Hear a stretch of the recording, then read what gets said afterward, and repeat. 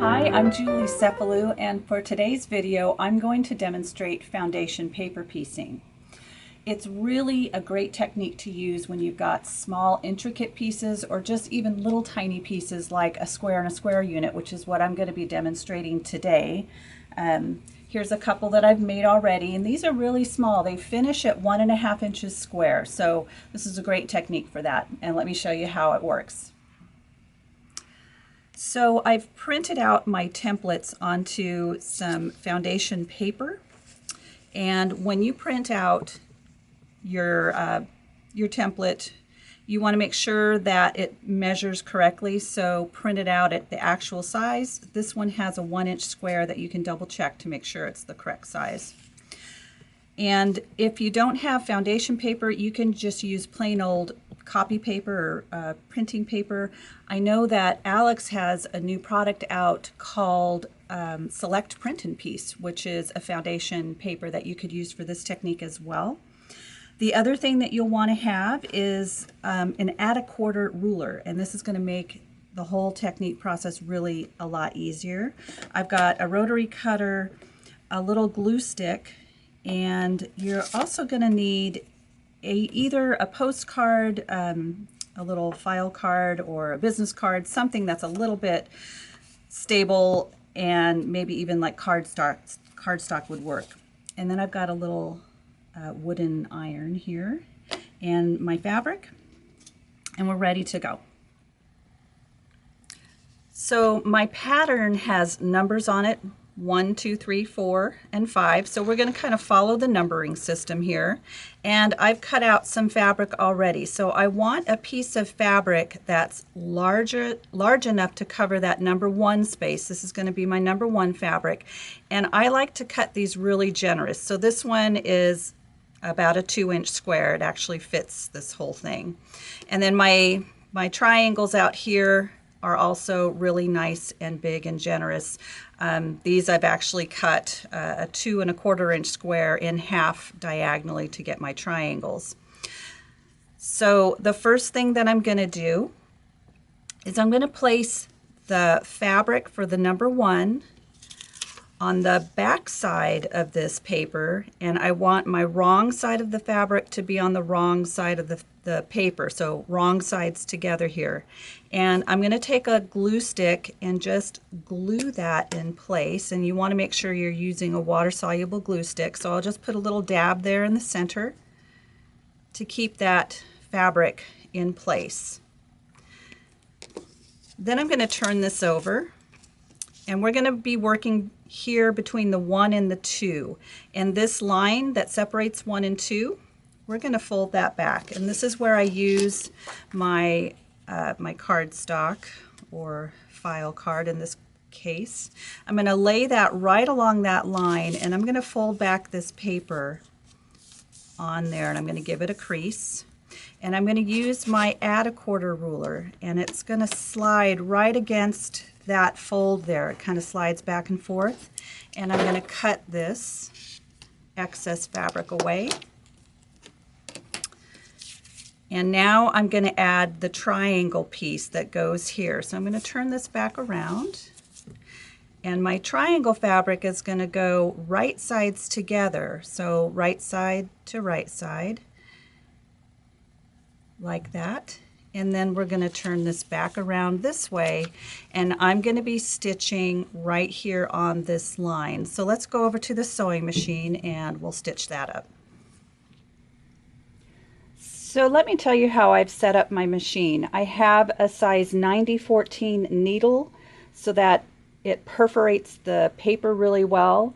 I have my stitch length set to 1.5 on my machine, and that's also going to help perforate that paper and make it easier to tear away. I have a open toe applique foot on just so I can see my stitching line better, and I'm using a neutral thread. So I'm going to start by sewing on this line, and I'm going to start stitching a couple of stitches in front of that line.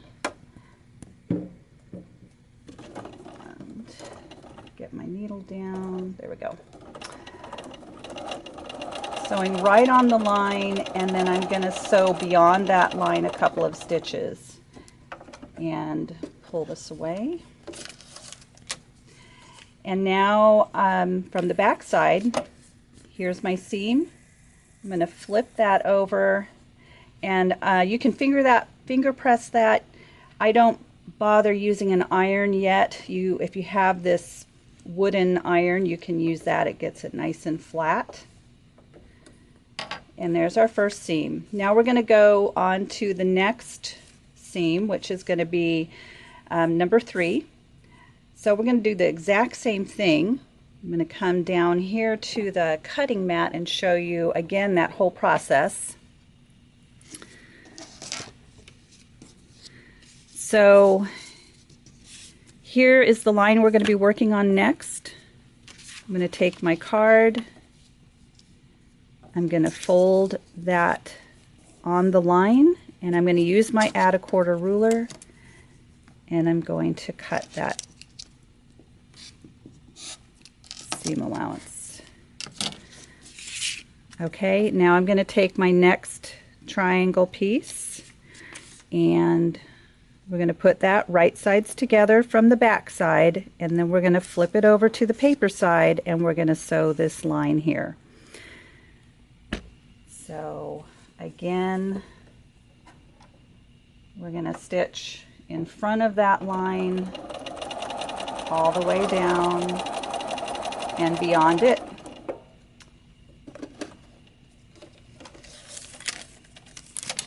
Okay, so that's what it looks from the paper side. I'm going to turn it over, and here's the front side. Come on down here to the cutting mat, and I'll give that a little press. Now, some of you may wonder about this paper, why I've left it kind of larger here rather than cutting it out right on these lines. I like having the extra paper here. It gives me something to hold on to and something to handle. And when we're all done, I'm going to use these lines to trim up the whole unit. So it doesn't really matter how big this paper is, but I like it like this. I just have something to hold on to. So let me show you the next number we're going to be working on is this number 4 here. So in between 1 and 4, we're going to do the same thing. We're going to fold that paper back, but this time when I try to fold it back, I've got these stitches that are kind of hanging on there. So you're just going to kind of pull on those stitches. Actually, I tore the paper there. Get my paper card stock here. I'm going to fold that back, and this is okay. We're just going to give this a better tug. There we go. Okay, it's still going to work. I'm going to take my add a quarter ruler.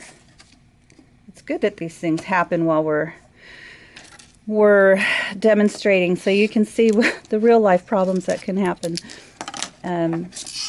Okay, so I'm going to take that away, and now we're going to be stitching on this line. Doesn't matter that that paper is torn there, that's fine. I have my square that I still need to cut in half.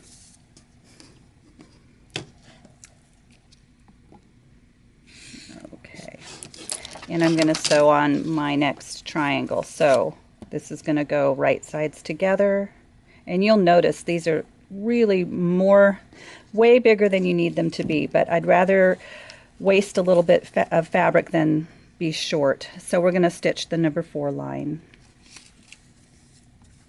And now when I stitch this one, I'm going to come all the way out here into the seam allowance, and I'm going to stitch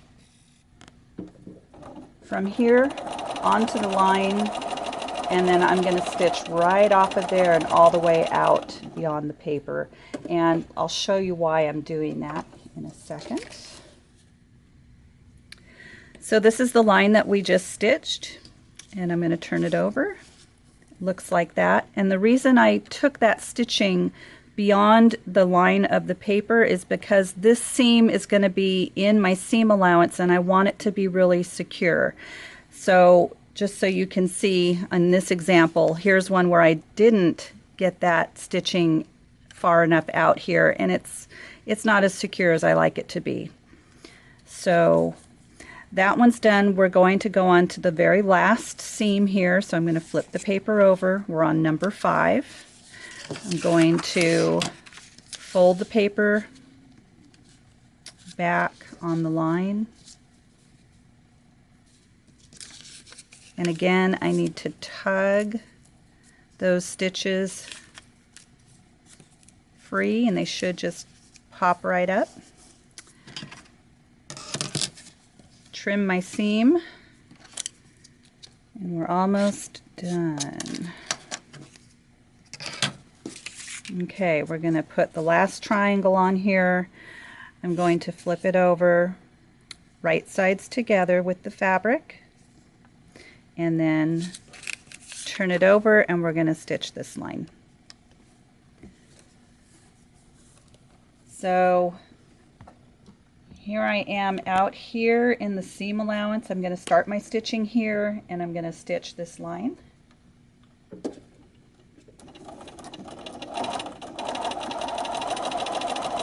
And all the way beyond the stitching out to the outer line.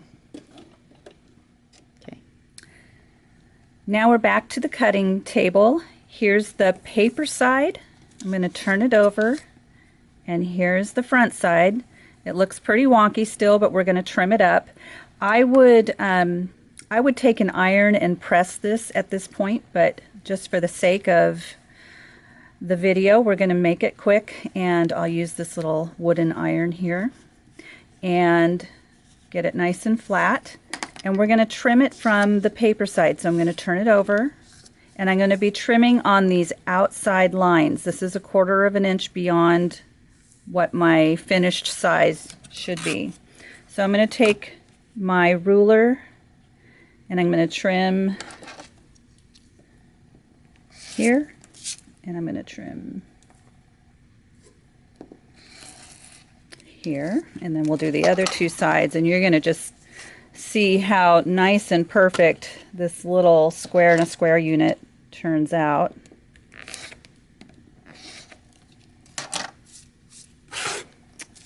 Okay, and there we go. It's just really, really nicely done. So I suggest leaving the foundation paper in place so that when you sew these together, you've got a stitching line. So when I put this right sides together, you've got lines here to match up and that you'll be sewing on. And you can even use a pin still if you want to get that point really lined up. So I'm going to put a pin right here through that point, and then down into the bottom point like that, and that's going to hold that together. And I like to even keep that held together while I'm sewing it. So if you've got a binding clip or something like that, you can put a binding clip right there and pull the pin out, and then you can stitch that seam and sort of move the binding clip along as you come to it on the sewing machine. But that really holds things together while you're sewing it. And then when you're done, you'll press that seam open. It'll look like that. And look at how nicely those points match up. And let me show you when you need to take the paper out, it's going to tear away really easily. You can just kind of peel it back and it just tears away. So it's really easy to get that paper out when you need to, but I would leave it in until you've got all of your pieces stitched together, and then you'll be ready to go.